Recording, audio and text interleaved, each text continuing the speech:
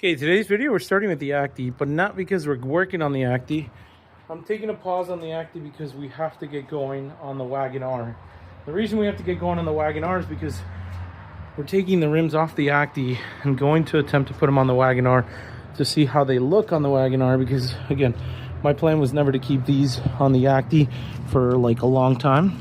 But Red said, hey, do you want to get rid of those wheels? I said, not particularly, but he said, I wish I could keep the Wagon R, but I want to do other things, so I'm moving on from the Wagon R. So now we're gonna try to throw these on the Wagon R and see how they look like, and let's see what happens. In order to do that, I have steelies, I think right there, that I got to get to.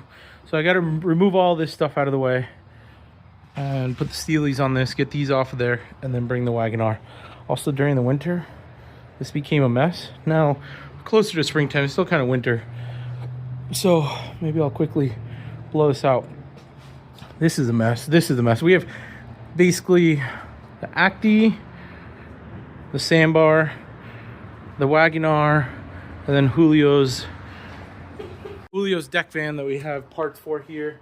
And then these are all Acti parts, which eventually will go towards the Acti. But I have to focus on customer cars that are paying, so that I can do those first, and then I'll worry about my other cars. So got to remove this rack out of the way, probably just throw it on the back of the Acti, get the garbage out, probably dump that, and then kind of just work my way into the pile to where the spare tires are, or the steelies for this, put the steelies on this, get these off of there, and then go from there. All right, so we have the two rear wheels, and what a difference it makes to see wide wheels on an Acti and not so wide wheels on an Acti. It just looks so weird, honestly. Sometimes we got to move backwards to move forward, I guess. I'll keep the ricey spikes on it for now. But yeah, these wheels definitely got to go, and I got to get the Mugens or something on this ASAP, because that's unacceptable. I also have an engine for it now, so stay tuned. More to come on this one soon. Yeah, the Acti will never be the same without those wheels, I think. I think when I get the other set of wheels, it'll look so much better, but now it just looks weird. It just looks funky with these like steely rims on there. It's all right. All right, so we have the Wagon R pulled up. We're gonna start with the front to see what happens when we put these on. We'll start with one side over here. So we'll jack it up, see what happens with just one, see if it'll even work, because who knows, the offset might not work. We may need to find something, or the steelies might end up on this one for the sale of this car, unless somebody wants to pay good money for the Onis. Okay, there's the first one, and let me be the first to say I think they belong on this car. The width is a little pokey. It's a little much. It's a little much, I'm not gonna lie. But it just looks great on there for some reason. So we'll get the other side bolted on. I think they might rub. I'm hoping they don't. Really manifesting that they don't, but I just like to be real sometimes. So let's get the rest of them on, and then we'll go from there. Fortunately, I don't have the correct lug nuts for that, so I just have to use what I got. So put that on there. Let's put the other side on, see what happens. Oh my gosh, it looks so good. Ricey and good in a good way, if that makes any sense at all. We're at a tuck here, and it is rubbing there, so that's the one thing that's gonna maybe tell us that it will not work, but we'll see. There might be a fix for that. We may have a fix for that. There's the old trick with like a football. You inflate a football, lifts up the rear end a little bit. See, but it's like we're at a weird droop, so I think once I sit down in the car on that side, should bring it back, hopefully. And definitely rubbing, but we'll see what happens. It looks so good though. Okay, so I was gonna try out these spring perch things, and I think they would work, but the problem is they won't work for the front. So the dilemma is, I think 15-inch rims are way too big for Wagon R to begin with. I think you're either going to be at a 14 or a 13, unless you have a really skinny tire. And actually, these tires are much skinnier than here, but still, the car's already lowered on some springs and coils on the front and back, and so it's already giving us a hard time as it is. So for now, I'm going to try and find another set of rims that are maybe in the 13 or 14 area aspect and see what we could do. But I'll talk to Red. These look so good on there. So good. It's such a shame that they won't fit, because they're so perfect. They already rub, just me going down the road, just like not even hitting any bumps. So I can only imagine once I finally get on the road what they would do. So for now, I think I'll just leave them on there until we figure it out. I'll move the Onis to the back over here, get them out of the way, but I can probably finish putting together the interior, put it all together, button it up. I'm not really doing much more on this car, so for now that's where it's going to stay and live. Just finish what I have and then go from there, and maybe tomorrow I'll get it posted up for sale. Got the garage cleaned out, got those bins out of here. So basically I had a ton of these black and yellow bins. They went back to Costco. Shout out to Costco because they still take those things back. Stacked up those tires, gave me more room so the Tesla can come in here nicely. But yesterday I kind of gave up on this a little bit, and then I got talking to Red. We're going to try and make these wheels work. We have these spring helpers that kind of will push the springs up a little bit to make it kind of work the way we need to. So we're going to do that. We're going to lift it up a little bit to make it look nicer. I got 2 more coming for the front. I got to finish this side. Not normally, because of the way it's sitting, it would be like tucked over here, but it's not tucked because of the spring helper. And this side is more or less the right height that I want it to be. So yeah, I'm gonna get to it. I'll lift it up and I'll show you what I'm talking about. Also gonna rip this sticker off, finally get this cleaned up, and maybe install the camera. For sure, bolt down the seats much better. So hopefully I'll have this thing done pretty soon. All right, so we stepped away from there because we got that settled, and now we're kind of putting the interior back together. One of the things that I needed to add was this reverse camera, which I hadn't added yet, but now I have, and it's pretty cool. I was able to figure out where the reverse signal wire was, which is this red and black that's coming to this main harness. What's really cool about this is it actually came pre-wired for rear speakers with the option already there. So this is for the rear speakers. If they were gonna have speakers here, most of the time people ran speakers and they did like this cool tower in the back over here. If I can find a picture while I'm editing the video, I'll put it up. But yeah, so now the backup camera's working. I figured I'm gonna just put it under here. I like it much better under here than anywhere else. It actually points in a great direction. You won't really see it, which is a good thing. So now all I have to do is peel that panel back up, plug that back into there. It's factory, it's good. I'm gonna what's it called, I'm gonna tape it up so it looks a little bit better. None of the wires come free, and then effectively the backup camera is all good to go. So then I'll clean this wire up so it looks factory. You won't ever be able to tell that it's back there, and the camera will also look factory back there. So we'll get to that. Then we'll put the spare tire back on. We'll put this back here. We'll put the trunk lid, everything back the way it's supposed to, and then go from there. Some dumb simple things is just to cleaning the rim, and then if I had tire shine, I'd put tire shine on the tire as well, but I don't currently have tire shine. It'll have to be a Teggy's, but just simple stuff like that where it's like, dang, someone opens this up, it's not going to smell like cigarettes, it's not going to look bad back here. But now we can put the rest of the tray and everything back together. Right, even as simple as like making sure that the molding is right, because last thing you want is that. Simple stuff like that where it's like it makes a difference of a clean build or just a build, you know. And just like that, oh, fresh carpet, nice. This kind of matches it well too. I'm gonna put these seats up. I'm missing a couple of these clips, which they're just the Christmas tree clips. I have to go out and buy some. But now the back's officially done. It's all put back together. It's looking great. The only thing I have to do is put the camera back together, which I'll do in just a few with some screws. But now officially, I can put these seats up. All right, and just like that, the rear is buttoned back up, put together. The only thing I got left is put the camera on, which I will do, but nicely, still folds nice and neatly. You could probably still lay these down. That's a pretty good driving position. This works the way it is. I don't think it's really gonna topple over. It also sounds great. The only other thing that would be left to do is maybe turn it this way or put it down. But the cables, you could see them. Red originally wanted it so he could put it in the back seat so you could still have tuck or access back here. You could lay this down, turn it sideways, and it would work in many different configurations. But the back's good. You still have room for things in the back if you needed to. Not the most of space in a K car, but it's still got a lot of room. I mean, that person in the front would have a ton of room.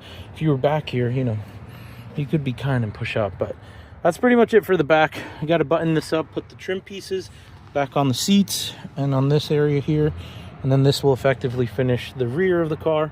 Gotta get all this stuff out of here so I don't forget it.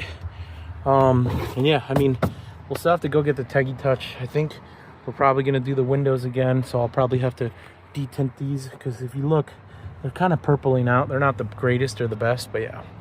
So we'll work on this area, getting that all put back together, and then move up to the front. Okay, so it's buttoned back up. Got this piece on there. Again, we're still gonna have to go to Teggy's because I did my best I could, and hopefully Teggy. But some of these plastics, they just get discolored, beat up, and marred, and that's just the nature of it, unfortunately. But we will get the techies. So we got this one that's back on. Then we got these that came back on along with that one. So I'll put the rear carpet on and we should be good. Forgot Red had bought a couple other things. I got the valve cover for it, which is key because that valve cover is leaking. I'll show you later on, but I'm not going to get to that today. But he also bought this, which is pretty rare to find. So if you didn't notice in the video, I took the horn off because no airbag on this. So let's get this open. It's a hub, which if you remember when I went to Japan about a year ago, I went to a junkyard where they pulled cars apart with Rodrigo. It's Rodrigo's friend. Wow. And yes, if you're wondering what this is, wonder no more. But I got this Momo, so let's get that and that installed. For this process, it's pretty straightforward. You're gonna need a 17 for the Suzuki Wagon R. I would unlock your steering wheel. Don't want those on, or that. And I would straighten out your wheel as much as possible. So that's probably as straight as it'll go. Once that's straightened out, then do a couple ugga-duggas, get that off, and then we'll put the hub in place. Remember, don't be like me and hit your face, but you're gonna give it a couple whacks. The nut is still on there, by the way. The steering wheel's never come off, so it's gonna take a minute, and it did it finally. So now all you gotta do is just, you don't have to keep the car on, just simply remove. And look at that. Nice.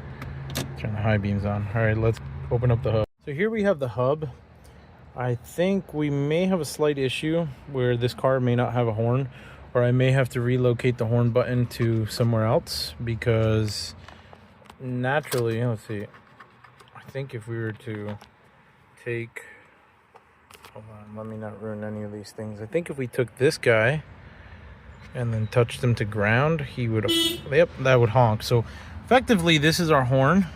And if you notice on the back of this steering wheel, the hub comes with, thank you, actually speakers up there, but the horn comes with this like plate, and I don't believe I can take this plate off. And you can see that the hub is the same, but I'm assuming because Red got this thinking that it had an airbag, it was going to be the airbag, but it doesn't have airbag, so it didn't come with this ring, because normally the airbag's attached to the clock spring here. So, but that's on there now.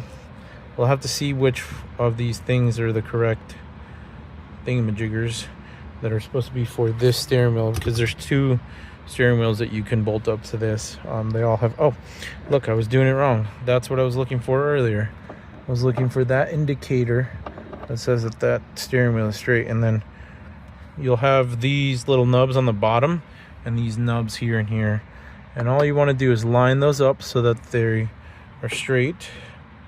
Let's see, I think that's going to be straight up and down. Yep, I like that where that's at, and that's probably going to give me for the Momo steering wheels where I need to bolt it up. So let me confirm, and then I'll just throw the nut back on it. Actually, I can throw the nut back on it now and send it in and see what happens. You might have a slight problem. These things are like torqued to who knows how much, and it looks like they might be some crazy ones on there. I've torched the heck out of this. Maybe it'll torch it a little longer to see if that'll loosen up, but I don't want to get the steering wheel too hot, but I got to get this off of this so that I can put this in here. But it looks like this might also work for this, oddly enough. So let's try something. Well, this is crazy. 1, 2, 3, 4, 5, 6. 4 out of the 6 came loose, but these bolts must be just like seized on there for some reason, because the last 2 stripped out the heads, which is not good at all whatsoever, because I don't want to have to do what I have to do. But I think I might have a strip out kit that can get these off, because I don't really care about this hub for Subaru, but I'm never going to use it. I more care about the steering wheel because I want to use it, even though it might need some TLC, but it's better than no steering wheel or kind of the cruddy looking steering wheel. So let me try and work on this. All right, a little bit of drilling and tapping, I guess you could say. That hole's a little screwed up, but we'll be fine. So now I'll just take it and whack it with a hammer and the head just breaks off, hopefully. Pop goes the weasel, and then we're left with just this. Again, we're never really gonna use this again.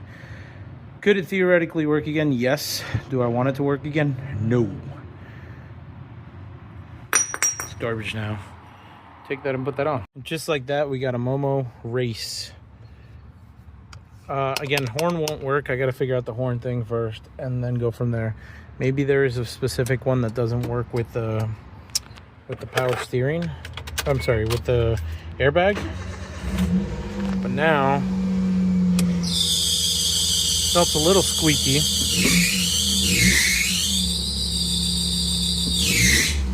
Just at startup, but now check this out too. Sweet, camera's on, so that works. And then before, see how the Bluetooth is grayed out? Well, this didn't come with illumination for some reason. A weird radio, Alpine doesn't come with illumination, but now when I turn on the lights, and now when I turn off the lights, you'll see what happens. It's to bypass that safety switch that while you're driving, you can't use it in theory, but we're all put back together now, and yeah. No horn yet. We gotta figure out where the horn button is and then maybe add one here. Or add like, but yeah. For now, this is all we got. We can take this steering wheel out of here now. I gotta just finish up the rear backup camera and then effectively the car's done. I mean the front bumper still has that. Oh, and then the valve cover. Which I might tell with the valve cover gasket and have somebody else do. I don't know. We'll see what happens, but yeah, I gotta get going because I got called. I got to get to work earlier than I thought I did. So for now, we're good to go here. This is exciting. Let's shoot a picture of this to Red and see what he says. Some minor tweaks, adjustments on the camera. We finally got it in place. Can't really see it unless you're looking for it right in the center, which is what I like. OEM++. It looks like an OEM car. And then when you come up, I'm standing to the right of it, so that's correct. And the cool part is you can adjust it. I could go a little higher, but the fact that you could see the Tesla from this view, that's pretty legit. So yeah, I'll call that a win for today. I gotta get going. We got called into work, so that's all that I will accomplish for today. We got the steering wheel on, the horns for another day, valve covers for another day, and so is the front bumper. And then I gotta figure out why it's squeaking.